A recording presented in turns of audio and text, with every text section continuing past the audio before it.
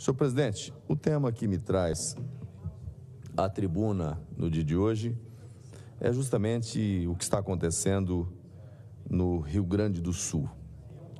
Algo que impacta a todos nós, que sensibiliza o Brasil inteiro. O Brasil se mobiliza para ajudar a população do Rio Grande do Sul.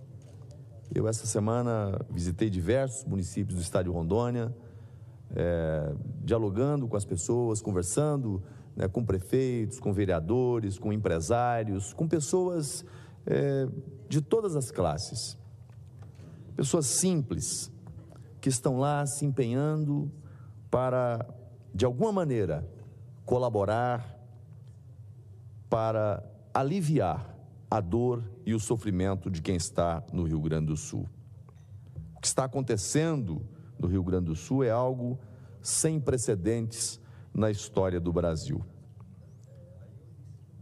E é preciso a gente olhar para o que está acontecendo lá e, ao mesmo tempo em que se solidariza com quem está sofrendo, ao mesmo tempo em que cria condições para que a ajuda efetiva chegue lá, é preciso também enfrentar os desarranjos, os desacertos, os atropelos que estão sendo cometidos e que faz com que a dor, o sofrimento piore ainda mais naquela região.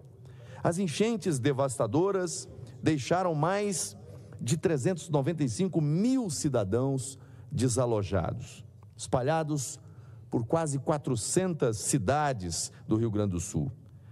E a resposta do governo, embora volumosa em promessas, volumosa em discurso, tem sido apenas isso. Muito discurso, muito barulho, pouca efetividade. Onde está o Centro de Operações de Emergência, o COI? Onde está o COI? Até agora, apenas uma promessa de coordenar uma resposta efetiva às enchentes, mas, no entanto, o que nós estamos vendo são planos retóricos. Faltam ações efetivas e rápidas. Eu questiono, quem está coordenando, quem está chefiando o COI no Rio Grande do Sul? Quais os secretários que estão lá coordenando os trabalhos?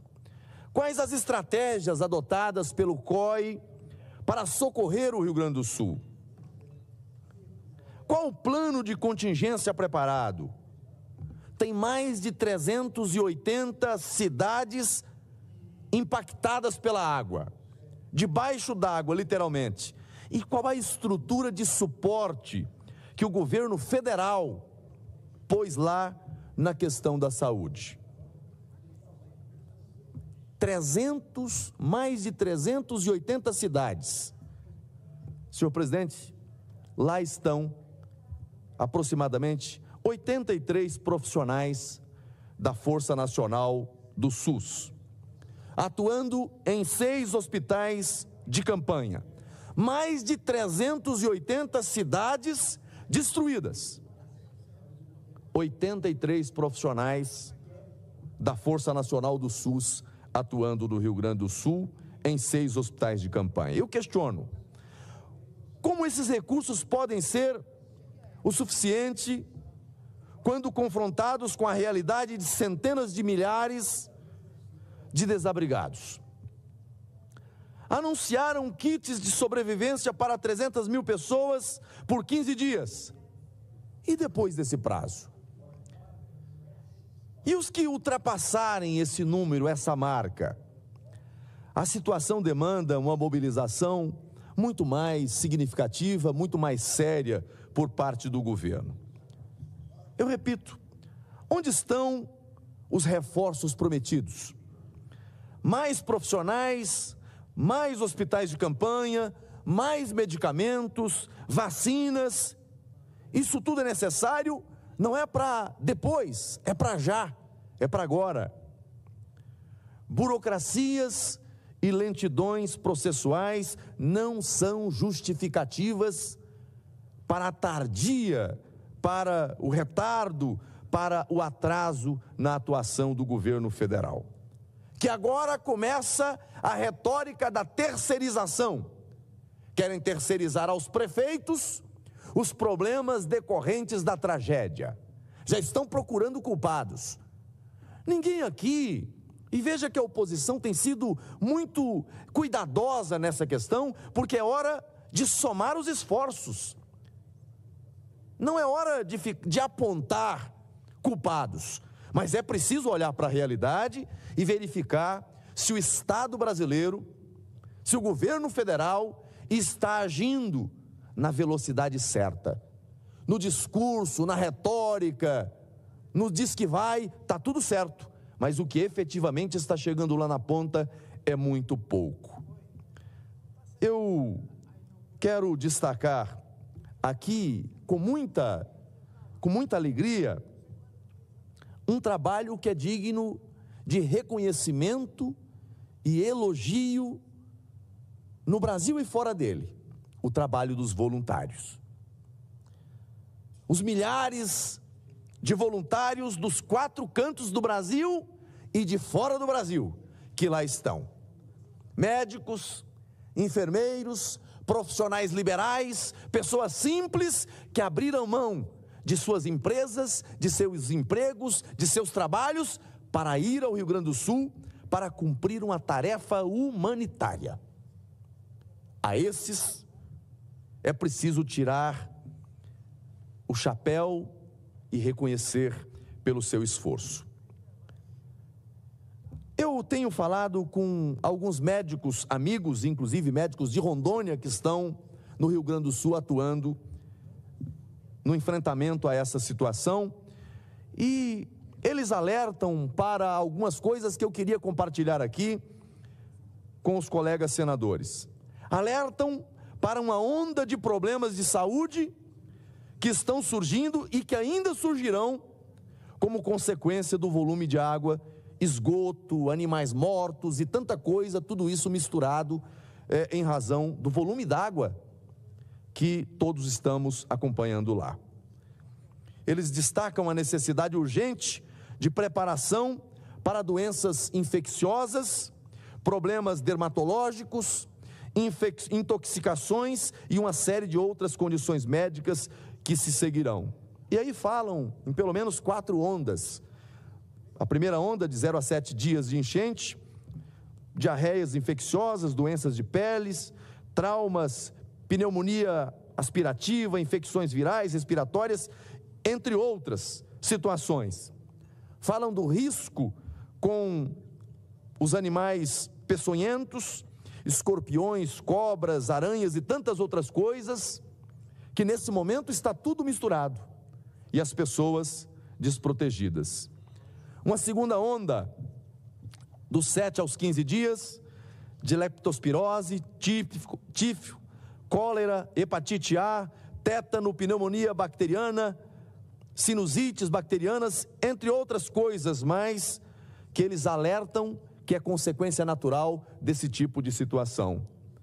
Uma terceira onda de 15 a 30 dias da enchente, arboviroses, dengue, febre amarela, intoxicações por poluentes metálicos, químicos, doenças psiquiátricas descompensadas, fadiga crônica, doenças relacionadas à desnutrição e mais outros exemplos que trazem aqui.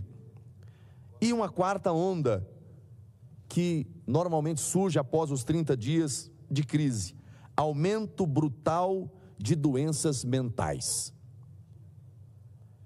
Então, quando eu trago essa advertência, esse alerta com relação à mobilização que há por parte do Ministério da Saúde, e estou falando especificamente com relação a essa situação, que é o trabalho do COI, que existe para isso, eu pergunto: qual é o plano detalhado do Ministério da Saúde para cada uma dessas ondas? Até agora, nada. Até agora, muita conversa e pouca ação efetiva. As medidas tomadas até agora parecem estar sempre um passo atrás das necessidades reais da população que sofre debaixo d'água no Rio Grande do Sul. Precisamos sim de transparência, de ação imediata e de um comprometimento real, não apenas de promessas em frente às câmeras. E, senhor presidente, me parece, e com todo respeito falo isso, me parece, eu percebo um governo federal muito mais preocupado em controlar as narrativas de que está tudo indo certo dentro do protocolo, que todas as providências estão sendo tomadas e que os apoios estão acontecendo, do que efetivamente cuidar daquilo que precisa ser cuidado. E quem ousa dizer que não está indo tudo bem, de que não está tudo certo, é enfrentado, é desacreditado, é processado por desinformação. Aliás, o governo Lula tenta usar a tragédia do Rio Grande do Sul para impor a agenda do controle da comunicação. Vejam os senhores e as senhoras, o secretário de comunicação do governo, senhor Paulo Pimenta, ao invés de concentrar os esforços em colocar toda a estrutura possível do governo federal para funcionar e ajudar o Estado, os municípios, as pessoas, para amenizar a dor das famílias, ele faz o contrário. Ele se esforça para processar quem denuncia erros, quem denuncia o excesso de burocracia. Processou, inclusive, um parlamentar desse Senado Federal, o senador Cleitinho, que aqui está. Processou comunicadores, enfrentou, inclusive, veículos de comunicação oficial, porque para o governo as mídias sociais é o desserviço da comunicação. Então, eles vão além para fazer pressão ao jornalismo brasileiro, às emissoras de televisão do Brasil. Olha, não diga que tem problemas, e veja a ignorância. E vai falar aqui alguém que já foi presidente da Comissão de Infraestrutura do Senado Federal. Veja a ignorância do governo. Ele traz para ele um problema que não era dele. E era simples, era só dizer, olha, realmente isso está acontecendo, não é hora do excesso de rigor formal. Por quê? Porque a NTT é uma agência. A NTT não é agência de governo. A NTT é uma agência que cuida das rodovias, das estradas, que tem autonomia. A NTT começou a abordar como deve abordar em situações normais. Agora, em situação excepcional, anormal, medidas excepcionais. Aí o Paulo Pimenta, ao invés de dizer, olha, a NTT está exagerando, está errando, é preciso ter bom senso. Não, ele vai dizer, não, isso aí é tudo desinformação, isso é fake news, isso não está acontecendo. Aí depois o diretor-geral da NTT vem a público e solta uma nota dizendo, olha, infelizmente isso aqui e tal, nós estamos emitindo uma diretriz, uma ordem, uma recomendação, para que nesse período, excepcionalmente, tenha aquilo que é básico, bom senso. Mas eu não vi o ministro Paulo Pimenta vir a público pedir desculpa ao senador Cleitinho, eu não vi ele vir a público pedir desculpa para o Pablo Marçal, eu não vi ele vir a público pedir desculpa para o canal de televisão que divulgou a matéria, não vi. Pelo contrário, continuou insistindo, e eu assisti entrevistas dele depois, em rede nacional, mentindo de novo. Ele acusa os outros de desinformação, mas a verdadeira desinformação parte daquele que é hoje, me parece, o epicentro da atuação do governo federal lá, o senhor Paulo Pimenta. Ele é o centro da desinformação. E veja, repito, o governo, a questão da agência não é uma questão do governo. A agência é uma agência autônoma. Era tão simples, porque como qualquer senador de bom senso aqui, vai chegar e dizer, olha, é um absurdo que um caminhão que está com donativos para levar alimentos, roupas, colchões, alguém pare e exija dele uma nota fiscal dos donativos. Isso é absurdo. Então, não, o governo prefere negar o problema e chamar para si um problema que não é dele. Agora, aquilo que é o problema dele, que é enfrentar a questão da saúde com a estrutura do COI funcionando efetivamente, essa semana que convocaram os secretários dos estados para fazer uma reunião aqui em Brasília, para poder tratar da questão do Rio Grande do Sul. Essa semana que vai ter a reunião.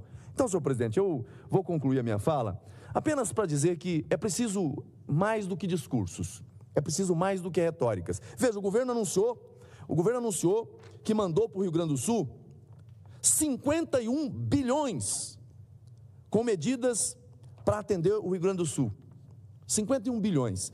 Quando a gente vai observar aqui a lista dos investimentos que estão indo para o Rio Grande do Sul, do Orçamento Geral da União, isso aqui são recursos que o Estado tem direito. É captação de crédito, é financiamento. Até agora, com o que o Congresso aprovou aqui de forma emergencial, inclusive, 12,1 bilhões. E o governo dizendo que já mandou mais de 50 bilhões.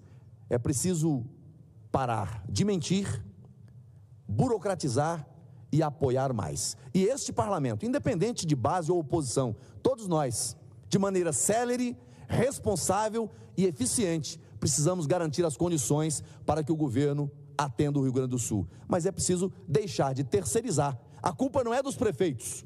Agora, a omissão que parte daqui, essa nós temos que denunciar, porque quem está sofrendo tem pressa e precisa de atendimento. Muito obrigado, senhor presidente. Nós que agradecemos, senador Marcos Rogério. Senadora Zenaide, a senhora, pela sequência, seria que ocuparia a tribuna. Vai ocupar a tribuna? Agora não. Tá ok. Senador Humberto Costa.